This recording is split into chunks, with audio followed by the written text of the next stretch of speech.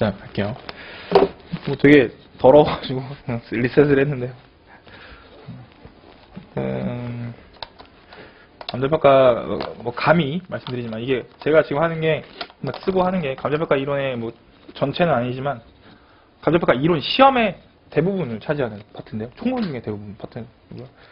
기본적으로 감정평가 이론은 말씀드리지만 총론이랑 이제 강론으로 나뉘게 되고 보통 그냥 뭐 한 여기서 한 80대 한 20 정도로 출제가 돼요. 뭐 27회 같은 경우는 여기서 80%까지 나오기도 했었고요. 아무튼 대부분의 경우 이렇게 나와요. 근데 뭐 88대 2라 해서 뭐 이거 8시간 할 때 2시간 공부하고 이러진 않으니까요. 그냥 다 같이 공부하고 하니까. 아무튼 뭐 이 정도로 나오게 됩니다. 오늘은 총론 파트만 할 거고요. 기본 강의가 제게 강의 1이 있고요. 2가 있고 3인데 이 3는 기출인데 이게 이제 총론 되고요. 강론이고 이제 이걸 합쳐서 이제 기출에서 이렇게 하는 작년에 이렇게 했는데 이렇게 하고 나니까 다음 과때 할 게 없더라고요. 그래서 올해 조금 여기까지는 동일한데 이걸 이제 변형을 할까 생각 중입니다. 2개로 나눠서 기출이 아니라 기출이긴 한데 논점별 기출 한번 하고 그 다음에 단과로 쓰는 거 하지 않을까 싶어요. 개인적으로 이론을 이제 한 번 돌렸다라고 말을 하려면 기출까지 다 풀어보면 이제 한 번 돌렸다라고 다시 자신있게 말할 수 있는 상황입니다. 나중에 여러분 실력 좀 오르시면 이제 기출만 보시면 됩니다. 기출책은 올해 하반기에 나오지 않을까 싶어요. 지금 이제 작업 시작해야 되니까. 자, 됐고. 다시 정리해 볼게요. 자.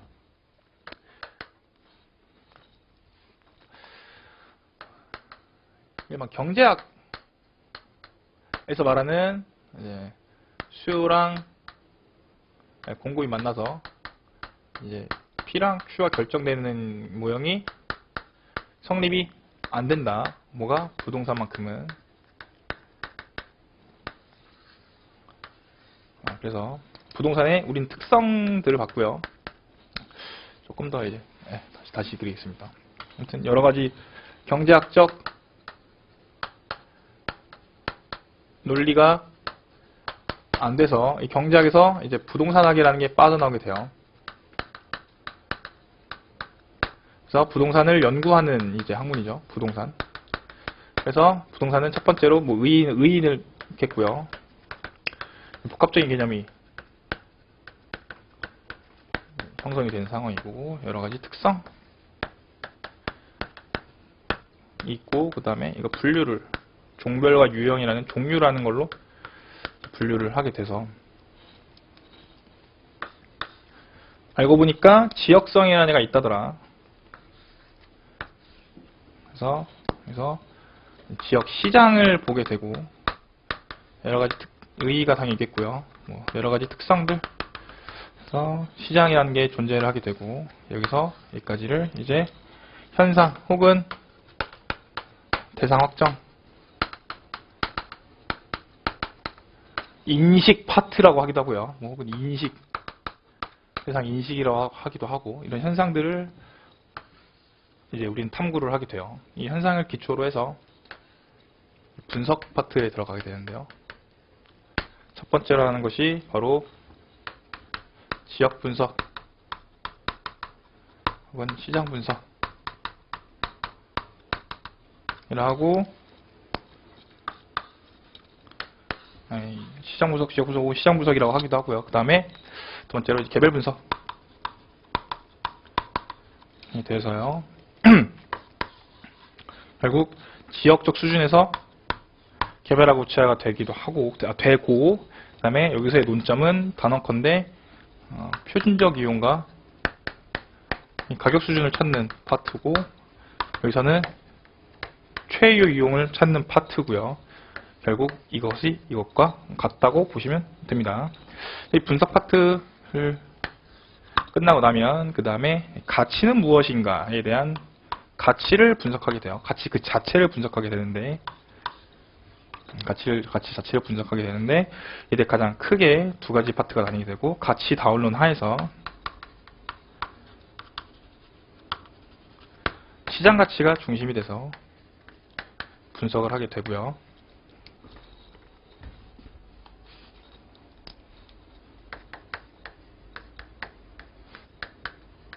그 다음에 가치 그 자체를 파악하게 돼서 첫 번째로 가치 형성 요인을 가치 발생 요인을 보게 되고요. 두 번째가 가치 형성 요인을 보게 되고요. 그 다음에 가치 결정 과정을 보게 되고, 이 모두를 우리는 가치의 제 원칙이다 라고 부르게 되는 상황이 와요. 여기까지 하게 되면 이제 이렇게 되면 이제 분석 파트는 끝이 나요. 그래서 이 분석을 해서 열심히 우린 분석을 해서 이 결과치를 뽑아내게 되는데, 이 결과치가 가치가 되겠고요. 자, 그래서 크게 우리 1, 2교시 하면서 부동산이 무엇인가를 받고, 시장은 무언가를 받고, 시장에 대한 지역 분석을 뭔가 받고, 개별 분석이 뭔가를 받고, 이 가치 자체가 무엇인지를 봤어요. 그러면 이제 우리 결과치 뽑기 위해서 구체적인 방법론에 대해서 이제 설명을 드릴 건데요. 방법론. 상교시 때는 이 방법론이 중심이 돼서 이렇게 결과치를 뽑게 될 건데, 자, 오케이, 분석까지 다 했어요. 최유용까지 다 됐어요. 최유용 해가지고 여기는 뭐 물로 쓰는 게 좋다까지 나왔어요. 자, 이 상황에서 부동산학은 경제학에서 나왔다 했죠.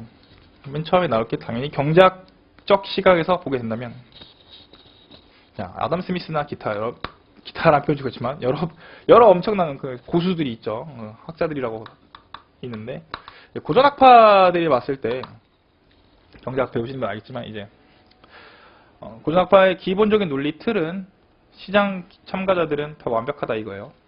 완벽에 가깝다. 모두가 다 예측이 가능하다. 그래서 초과 이윤도 없고 다 완벽한 사람들이니까 다 비용이나 이제 자산 같은 것들을 이제 합한 게 이제 가치가 되지 않을까라는 생각을 해요. 누가 이 물건을 만들 때 100원을 들여서 만들었다면 이 물건의 가치는 100원이다라는 그런 생산비 가치설이라고도 하는데, 그게 가치가 아닐까라는 생각을 하게 돼요. 지울게요. 이게 과연 가치가 아닐까라는 생각을 하게 돼요. 그러니까 결국 재산을 쌓으면 이게 가치가 아닐까? 라는 생각을 하게 돼요. 그래서 적산이라고 하거든요. 혹은 비용을 합하면 가치가 되지 않을까라는 생각을 하게 돼요. 달리 말하면요, 원가의 합이 가치다라는 논리를 이제 이 사람들이 말을 하게 돼요.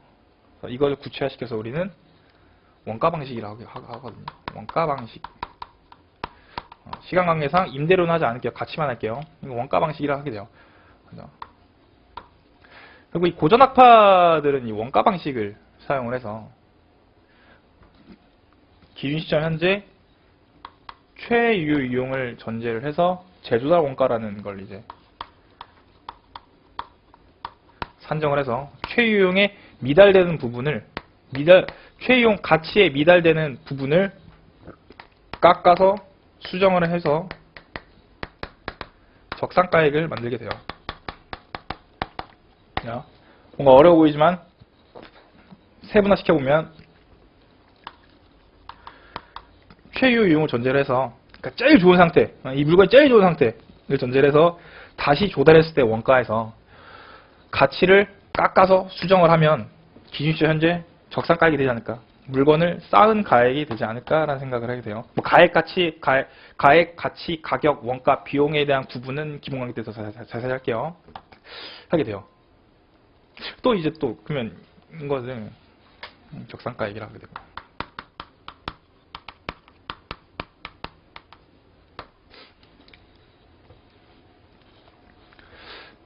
근데 이제 이게 맞냐의 논리가 또 있어요. 이게 맞냐? 진짜 실제로 이렇게 되냐? 이 문제가 있어요. 왜냐면 아까 봤듯이 부동산이랑 시장은 뭔가 특성이 있는 애들이기 때문에 일반 경제적으로 이걸로 안 된다 이거예요. 그래서 새롭게 나타난 사람들이 있어요. 미리 말씀드리지만 이 학파에 대한 얘기는 교수님들마다 다 견해가 다른데 저는 안정근 교수님 견해로 가는 거예요. 그래서 이제 이게 부동산은 영속성이 있는데 이게 맞아? 그러면 토지는 이게 안 되는데? 토지는 영속적이라서 감가가 없다며. 안 돼. 뭐 어떻게 되는 거야? 이렇게 얘기하다가 보면. 이걸로만 바라볼 게 아니라, 뭔가 효용이 있지 않을까? 효용. 수익이 있지 않을까 생각을 하게 돼요. 그래서 야, 그래도 딴 거 모르겠고 다 이상한 놈이니까 모르겠는데 부동산에서 나오는 수익은 있지 않느냐, 효용은 있지 않느냐. 효용을 싹 모아보면, 효용을 환원을 해보면, 수익을 환원을 해보면 가치가 되지 않을까 해서 이 수익을 갖다가 환원을 하면 수익가액이 나오지 않을까라는 생각을 하게 돼요. 수익을 딱 환원하는 거예요. 왜냐?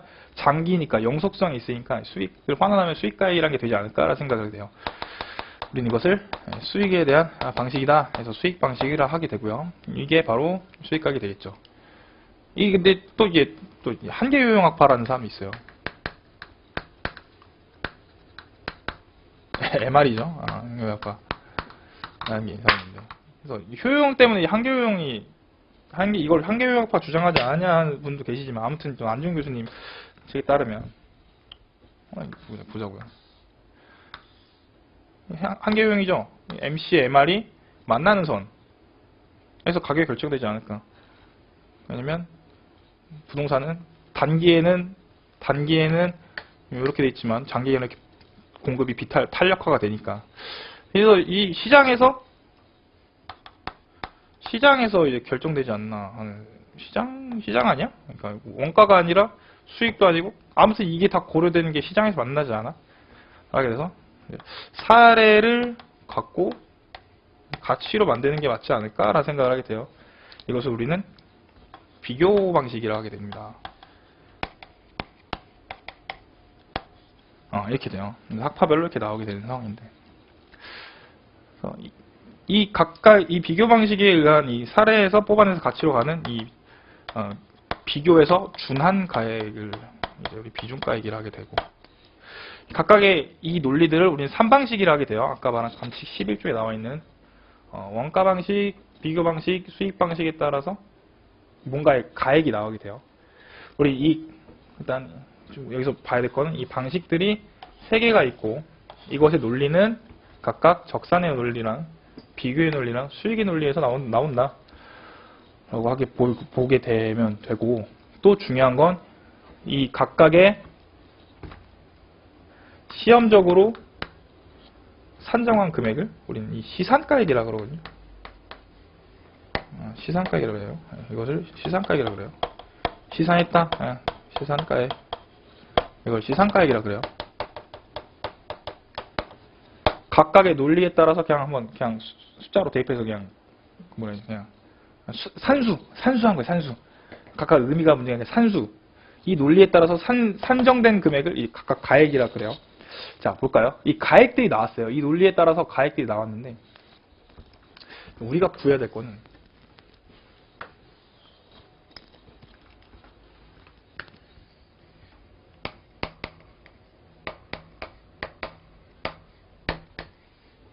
결과치로서 쩐을 구해야 되는 상황인 거예요.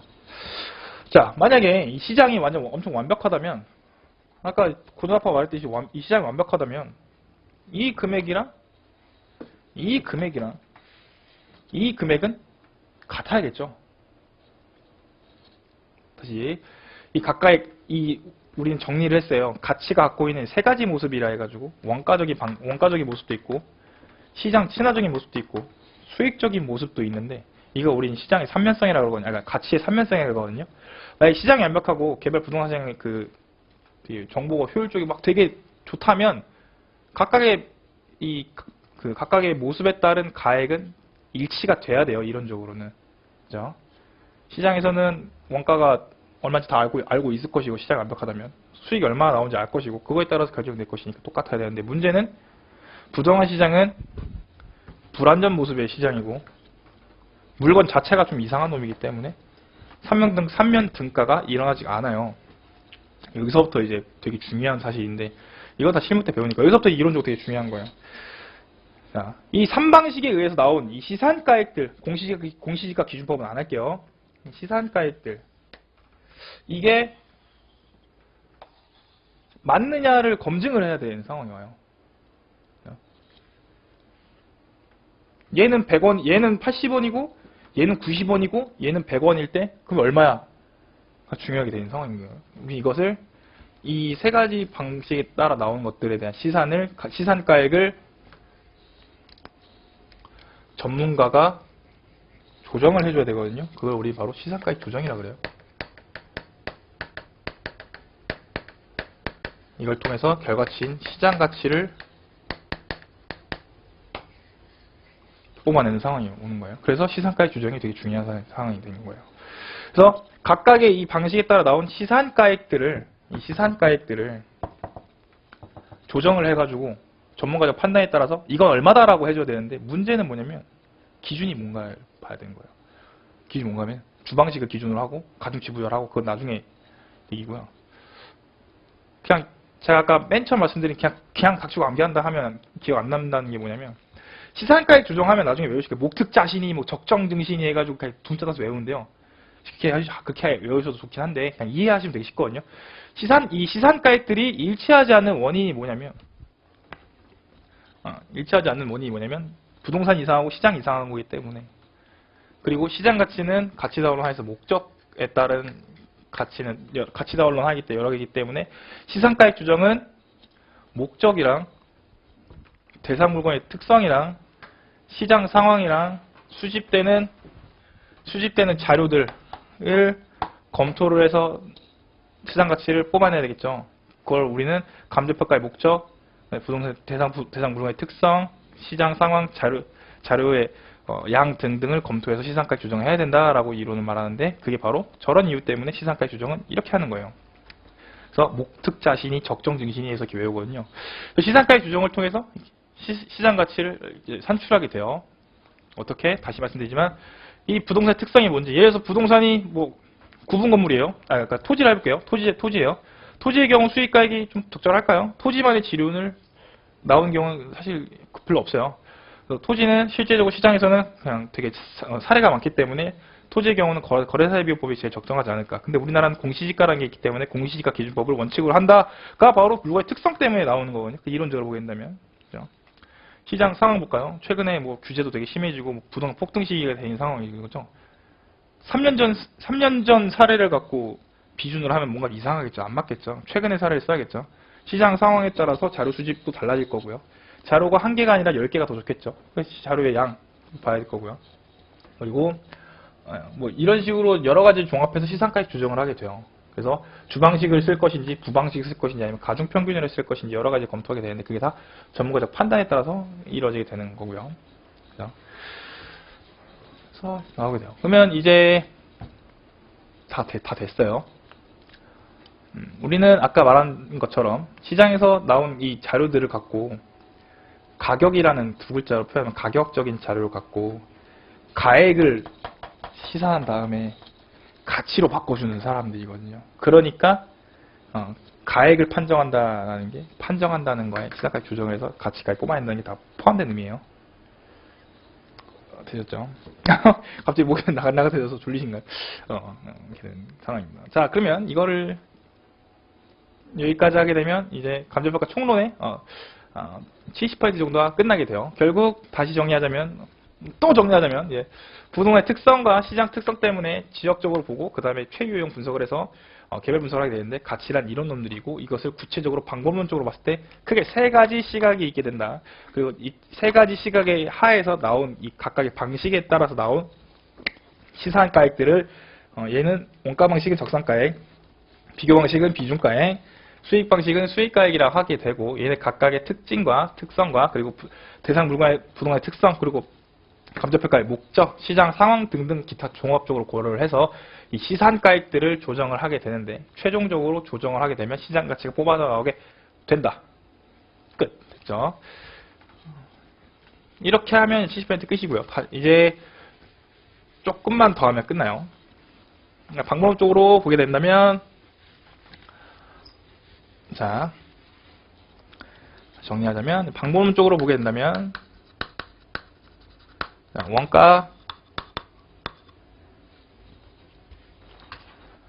원가 방식,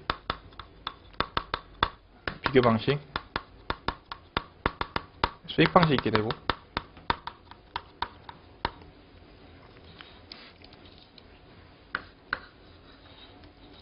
이놈들을 각각의 시상가액들을 조정해서 결국 최종적인 시장 가치가 나오게 된다 하면, 여기까지 하게 되면요, 전통적인 감정평가가 끝이 나는 상황이에요. 자, 그러면 다시 또 논의해야 될 게 있어요. 여기서부터 여기까지를 우리는 감정평가를 할 거예요. 감정평가를 할 거예요. 그러면 여기서부터 여기까지 우리는 감정평가를 할 거고, 첫 번째 질문, 이건 뭐야? 감정평가 의의가 뭐야? 라는 질문이 있게 되겠죠. 뭐 법에 있는 거지만, 뭐 이론적으로 뭐 1원설이니 2원설이니 3원설이니 옛날에 있었는데 그건 아예 다 스킵할게요.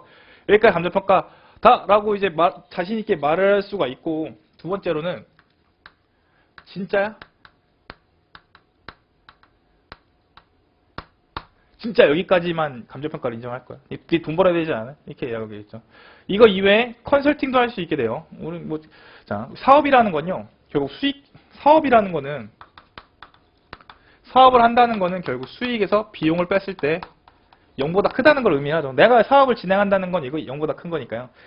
감정평가사들은 이제 효용을 판단하는 사람들이기 때문에 미래 예상되는 수익도 알 것이고요. 당장 지출되는 비용 자료도 있게 된다면 이 사업의 타당성이 있는지 없는지를 알 수 있겠죠. 감정평가사들한테 컨설팅을 자주 맡기는 이유도 그거예요. 우린 수익이랑 비용 잘 아니까. 네. 컨설팅도 이제 이 감정평가의 영역이냐에 대한 싸움에 대해서 이거 크게 우리는 가치를 추계하는 영역과 비가치를 추계하는 영역, 비가추계 영역이 나뉘는데, 이것도 지금 하나의 논의점이 되겠죠. 오케이, 그럼 영역의 여기까지 어딘지 알겠어. 그러면 그 다음에 이제 궁금한 게 바로 기능과 필요성이에요. 감정평가가 어떤 기능을 하냐, 왜 필요하냐의 싸움이 나오게 돼요. 아니, 왜 필요해요? 모르니까 필요한 거죠. 그죠? 왜 몰라요? 필요할 때가 있으니까 모르는 거죠. 언제 필요해요? 담보 목적의 시장가치 평가할 때, 경매할 때 필요할 때, 보상할 때 필요할 때, 소송할 때 필요할 때, 여러 가지가 있겠죠. 이혼을 해야 되는데 아내가 남편한테, 야, 그래도 우리 30년 살아왔는데 당신이 자산 증식한 거에 나도 한 50% 정도 기여가 있으니까 당신 땅에 50% 떼줘. 그러면 가격이 그냥 되게 추상적인 게 감정평가사가 지적을 해주고 100억이다라고 이제 지적을 해줘야만 거기 50억이 나가는 상황인 거죠. 100억인지 모르잖아요. 그럼 전문가가 필요하게 되는 거예요. 그럴 때 예를 들어서. 오케이, 알겠고, 그러면 전문인으로서의 윤리가 좀 필요하지 않겠냐. 그래서 국가에서 인정해주는, 너네 말고는 사인한 이거 공식적으로 평가할 수 있는 사람이 없어. 전문가적 윤리도 필요하지 않겠냐라는 논리가 나오게 되고요. 여기까지는 이제 되게 그냥 좀 추상적이고, 가장 중요한 이제 대분류가 나왔겠네. 감정평가를 분류해보자. 혹은 감정평가의 대원칙이 무엇이냐에 대한 논의가 또 있어요. 크게 이 5개거든요. 첫 번째가 가치의 기준가치. 기준가치가 뭐냐? 시장가치죠. 가치 형성 요인을 어떻게 볼 것이냐? 면 이거는 현황, 지금 당장 내 눈앞에 보이는 이거. 왜? 아까 말했듯이 부동산은 사회적, 경제적, 행정적으로 가변화가 되기 심하기 때문에 기준 시점 당시 현황을 지금 기준으로 해서 평가를 해라. 됐고, 물건마다 감정평가 방식이 다 다르지만 가장 또 대원칙에 대해서 개별 물건 평가를 해라. 이렇게 규정을 하고 있어요. 왜? 이거는 되게 세분적인 거고, 아주 근본적으로 봤을 때 복합 개념에서 우리는 물리적, 법적, 경제적, 사회적인 개념으로 들어가게 되는데, 우리나라 대법상, 완전 그냥 크게 법상, 우리는 토지와 건물을 개별로 보고 있기 때문에 개별로 물건을 평가를 해라. 이렇게 지금 규정하고 있는 상황입니다. 오케이. 그럼 여기까지 하면 이제 감정평가 이론이 끝이냐? 끝이었으면 좋겠지만 여기까지 하면 90% 정도 이제 커버가 돼요. 되는데 이제 부동산도 이제 투자재죠. 투자재잖아요. 돈이 오가는 엄청 큰 투자처예요.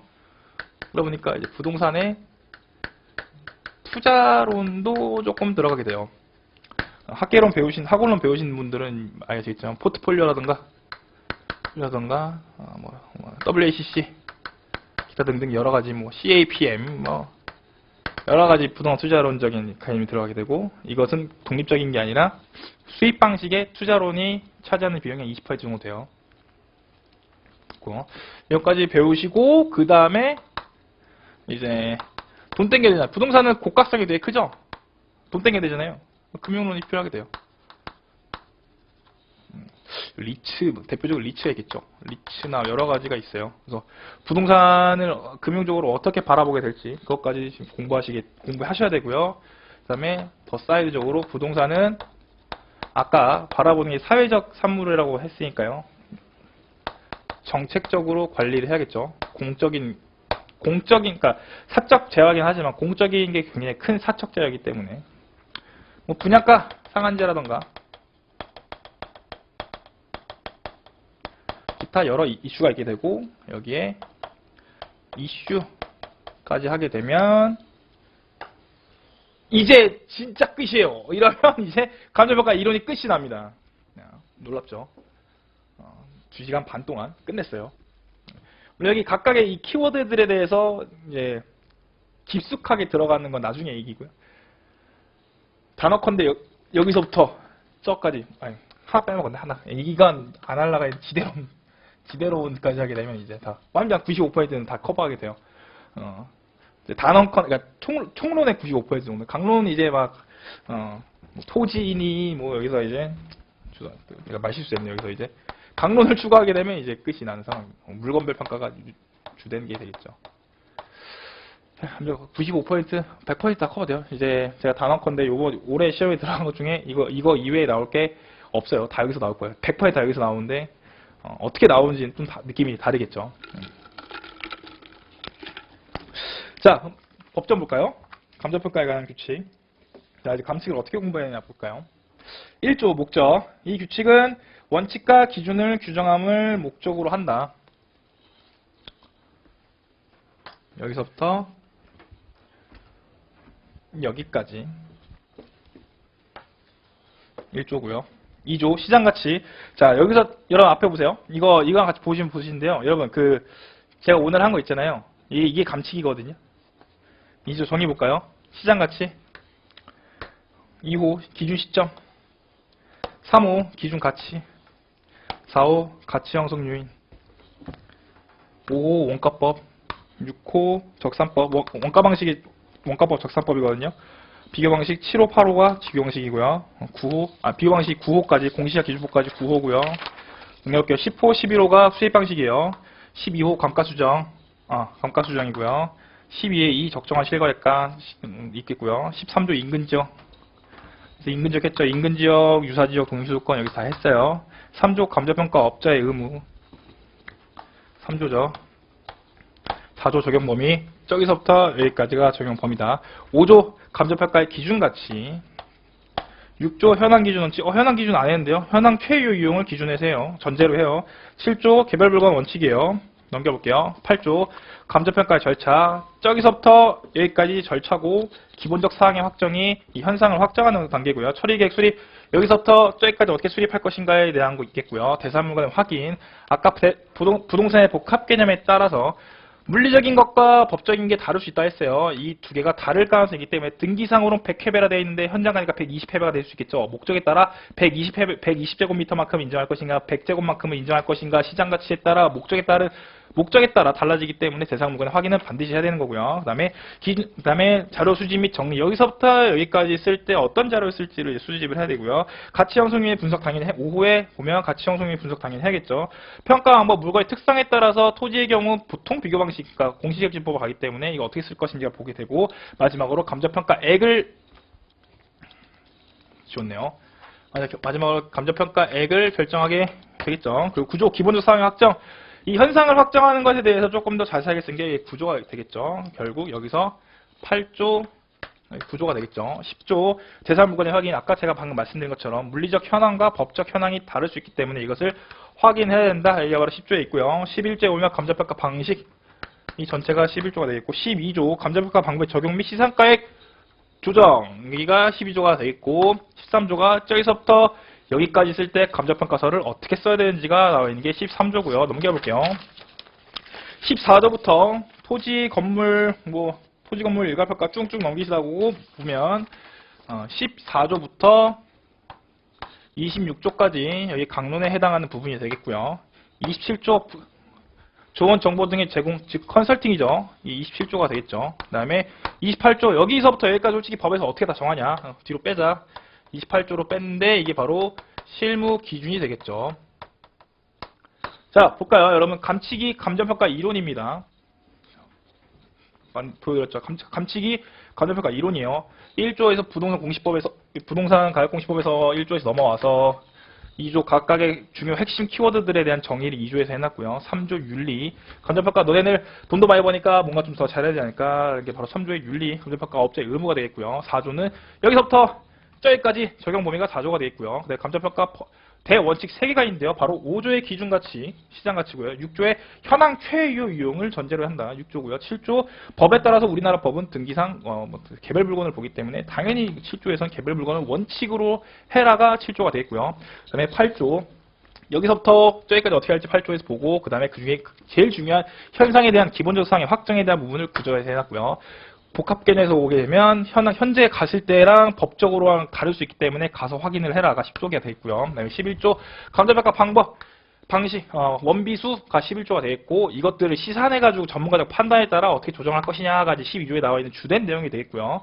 저기서부터 여기까지 어떻게 써야 된다가 13조 감정평가서에 작성이 되어 있고 14조부터 26조까지 강론에 있는 물건별로 어떻게 평가를 해야 되냐가 이제 주된 내용이 되어 있고 27조 니네 그래도 돈 말고 컨설팅을 해서 돈을 벌어야 될 거 아니야 해서 27조에서 비가치 추계 영역 조언 정보 등의 제공을 넣어놨고요. 28조에서 여기서 다 아는 것들은 다 실무 기준에 해놨으니까요. 그걸 봐가 바로 28조가 되겠어요.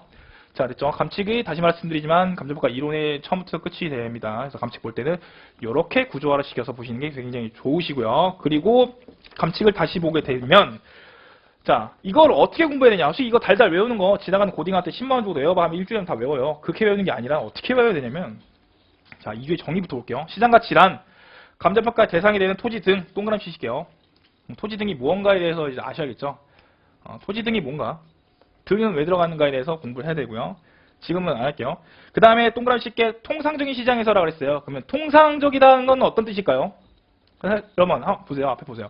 그 통상적이다라는 건 어떤 의미가 있을까요? 그 이론 이렇게 공부해야 돼요.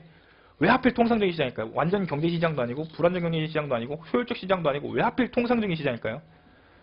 그럼 통상 시장이 아니고 왜 통상적인 시장일까요? 시장은 뭘까요? 왜 하필 통상적인 시장일까요? 이런 것들. 이것에 대한 해답을 찾으셔야 돼요. 됐고. 그 다음에 충분한 기간 동안 거래를 위하여 공개됐대요. 그러면 충분한 기간은 어느 정도의 기간을 말하는 걸까요? 하필 왜 거래를 위하여일까요? 됐고. 왜 하필 거래를 위하여일까요? 우리가 지금 나타내야 되는 시장 가치는요. 아직 거래가 안 됐어요. 거래가 전제가 되는 거래를 위하여인데요. 거래가 안 됐는데 거래를 한 것처럼 가치를 뽑아낸단 말이죠. 왜 하필 그렇게 될까요? 그 다음에 정통한 당사자, 그럼 정통하지 않은 당사자 사이에 나오는 건 아닐까요? 아빠와 아들 간에도 이제 매매가 일어날 텐데 그거는 인정이 안 되는 걸까요? 여러 가지 논의가 있겠죠. 신중하고 자발적인 건 뭘까요? 계속 뭘까요?로 물어보는 건데 이 모든 하나하나가 다 이론에 다 논점이 되는 겁니다. 가장 중요한 건 여기선 최근에 나온 것처럼 성립될 가능성이 가장 높다고 인정되는 대상문의 가액, 성립될 가능성이 높다고 인정되는 건 뭘까요? 이런 것들. 이게 단어별로 세분화시키면 한 300에서 400개 정도 나오거든요. 이 감칙만 다 이해하시면 총론 부분에서 나오는 기출문제는 다 풀 수 있습니다. 자신있게 말씀드려요. 감칙만 열심히 공부하시면 돼요. 그러니까 이런 식으로 단어 하나하나만 다 딴지를 거는 거예요. 그러다 보면 자기가 뭐가 부족한지, 뭐가 잘 암기되어 있는지가 알 수 있거든요. 강의할 때도 이걸 중심으로 하기 때문에. 자, 됐습니다. 이 정도로 보시면 되겠고, 그 다음에 아까 보다가 기출문제 다시 볼게요. 26회. 다시 볼게요. 자, A 법인은 토지 200회배 및 뭐 내용 보지 마시고 물음 반가로 1번이에요. A 법인이 소유한 위 부동산을 감정평가할 경우 감정평가 규칙에 따라 원칙적 감정평가 방법 및 근거, 해당 방법의 적정성을 논하시오. 감칙 달달 외웠으면 그냥 쓰는 문제예요. 7조랑 14조, 15조에 있어요. 개별 물건을 평가하고 토지는 공시가격법 원칙으로 하고 건물은 원가법을 원칙으로 하고 그걸 쓰면 되는 문제고 적정성을 논하래요. 나중에 알려드리겠지만 현실에서는 토지랑 건물 같이 이용하는데 우리 법에서는 토지랑 건물 따로 평가를 하잖아요. 그러면 괴리가 있을 수밖에 없겠죠. 그거를 쓰라는 거예요. 방가로 2번 전세 임차 100회배 중에 50회배만을 감정평가 의뢰하였다. 개별 물건 평가가 원칙인데 이 중에 예외로서 부분평가라고 있는데요. 이 부분평가를 해야 되는가 말아야 되는가 여부를 쓰는 거예요. 그러니까 내용은 아직 모르시니까 그냥 그런갑다 하고 넘어가시면 돼요. 방가로 3번 같은 경우는 목적별로 경매인 경우에 제시의 건물을 어떻게 처리할지, 방가로 4번 같은 경우는 우리의 감정평가 규칙상 원칙은 현황 최유 이용 원칙을 현황 최유 이용을 기준에서 해야 되는데 예외적으로 조건부 평가라는 게 있어요. 현황 평가에 예외로 조건부 평가가 있는데 조건부 평가를 할 수가 있는지를 검토해봐라 하는 게 바로 그거예요. 다 나왔죠 여기서. 문제 2번 아까 했으니까 좀 넘어갈게요. 문제 3번 감정평가 3방식을 이용해서 하래요. 중국이나 북한의 경우에 토지 장기 사용권이 거래가 되는데요. 이때 이 감정평가 3방식으로 어떻게 풀 것인지를 썰을 풀어봐라 이 문제예요. 되게 쉬운 문제죠. 넘겨볼게요. 그 다음에 27회 문제 1번부터 3번까지는 다 이 파트에 있다 보니까 넘기고 4번도 아까 했어요. 넘겨볼게요. 28회에요. 문제 1번 아까 했고요. 문제 2번 시상가액 조정에 관한 다음의 문을 답하시오. 방가로 1번 시상가액 조정의 법적 근거 뭐예요? 12조라 했죠 아까. 그럼 12조 쓰면 되고요. 5점짜리니까 두 문나 쓰면 되겠고요. 시상가액 조정의 전제 아까 뭐라 했죠? 시상가액 조정의 전제 얘 이상하고 그러니까 얘네 둘이 나온 시상가액들이 맞지가 않는다. 그러니까 전문가가 조정해줘야 된다. 끝. 감정평가 방법상의 규정 방식과의 관련성을 논하시오. 이거는 요거랑 관련되어 있기 때문에 나중에 설명드릴게요. 그리고 반가로 3번 시상가액 조정 과정에서 도출된 감정평가액을 표시하는 이론적 방법에 관하여 설명하시오. 점 추정이 있고 구간 추정이 있는데 이거는 기본 강의 때 좀 자세히 할게요. 그리고 문제 3번 물음 1번 아까 했고요. 물음 2번 공동산상 감정평가의 성격을 감정평가 방식과 관련해서 설명하시오. 요것과 관련해서 설명을 하는데 똑같은 물건인데 목적에 따라 목적에 따라 시장 가치는 그러니까 가치 다원론에 따라서 같은 물건인데 감정평가 목적이 종합자산 감정평가예요. 같은 물건인데 종합자산 감정평가인데 이때 이걸 어떻게 평가할 것이냐 그걸 물어본 건데 또 나왔죠 3방식 됐고요. 문제 4번은 강문이니까 스킵하도록 할게요. 넘길게요. 29예요. 자 문제 1번 부동산 가치 발생 요인과 가격 결정 요인 가치 발생 요인과 가격 결정 요인, 가치랑 가격이 있죠. 가격 결정 요인 쓰고 이 가격은 어떻게 결정되고 가치 삼면성, 아까 말한 이 가치의 삼면성은 어떻게 관련되는지 가치 삼면성과 감정평가 6방법이 있는데 3방식 6방법이 있는데 이게 어떤 관련성인지 쓰면 되는 문제였어요.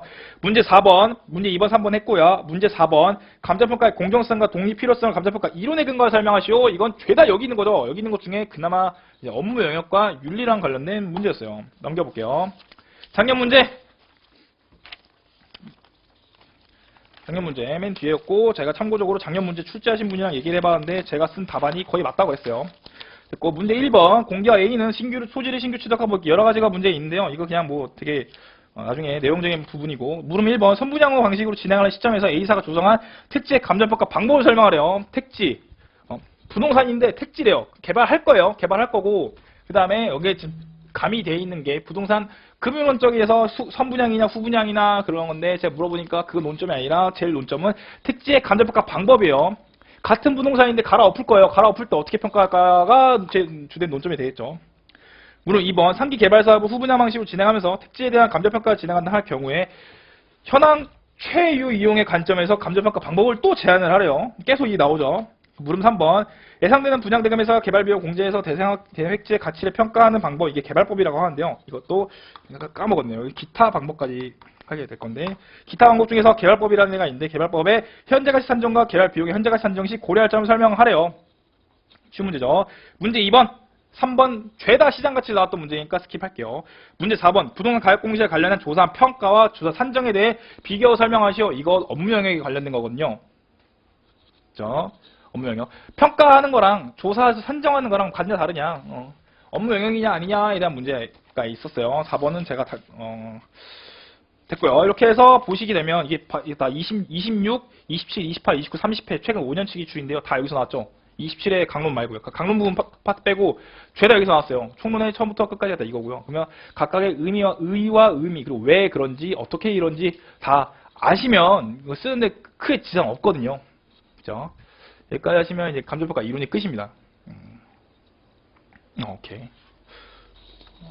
이제 이것들에 대해서 이제 구체화시킬 거고, 그다음에 제가 나눠드린 이 서머리 있죠, 이 목차. 다시 처음부터 볼게요. 제 1장 부동산화의 기초 개념.